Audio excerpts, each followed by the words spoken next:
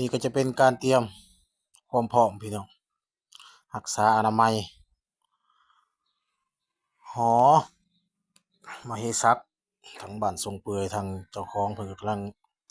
อนามัยหลังจากที่ขึ้นมาฮอดแล้วก็ถือว่าปัดเป่าทำความสะอาดพี่น้องพุ่นขนาดว่าหกใบตองเต็มอยู่เขาเจ้าปัดจนแป้นปานลานวัดพี่น้องอนามัยผู้ดังพื้นดังไผก็เริ่มดังเพื่อเตรียมการแต่งอยู่พอกินตามกันบอกเราดังที่ได้ยินพี่น้องเอ้ยถือว่า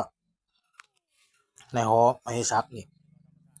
ซุ้มหลังคาบ่เป็นผาพื้นปูแป้นปูหลังคามุงนั่น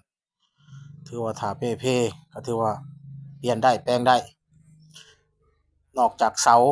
นี่ถือว่าม้างบ่ได้พี่น้องตามการบอกเล่าของเจ้าเฮ็ดเจ้าของพุ่นแหละ